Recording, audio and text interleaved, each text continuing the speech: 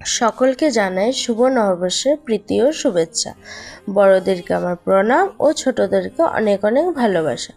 আমরা বাঙালি, আমাদের 12 মাসে 13 পার্বণ লেগেই থাকে। তার মধ্যে সব থেকে প্রথম পার্বণ হলো পয়লা বৈশাখ। পুরাতন বছরকে বিদায় জানিয়ে নতুন বছরকে সাদরে গ্রহণ করে নেয় বাঙালিরা। তাই আমার মনে হয় এই দিনটা একটু সাদামাটা সাজটাই সবার ভালো লাগবে। শুধু আমার বললে ভুল হবে, আমার মনে হয় সব বাঙালিরাই আজকের দিনটা একটু ঘরোয়া, একটু ছিমছামভাবে থাকতেই পছন্দ করবে। তাই আজকের জন্য আমি এই সাদা লালের মধ্যে একটা শাড়ি বেছে নিলাম, সাথে হ্যান্ডমেড জুয়েলারি। বাঙালির কাছে নববর্ষ এক মহান উৎসব।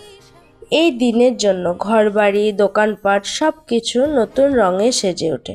দোকানে দোকানে গণেশ পুজো ও নতুন হালখাতা চালু করা হয়। পুরাতন হিসাব চুকিয়ে খোলা হয় নতুন হিসাবের খাতা। এই দিনে কিছু কিছু জায়গায় নানা রকম সাংস্কৃতিক অনুষ্ঠানও করা হয়। নতুন বছর, নতুন আশা, নতুন স্বপ্ন নিয়েই শুরু হয় নতুন একটি দিন। সবার স্বপ্নগুলো পূরণ। নতুন বছরের আগামী দিনগুলোকে সুন্দর ও আনন্দময় করে তোলার স্বপ্ন নিয়ে পালন করা হয় বাংলার নববর্ষ।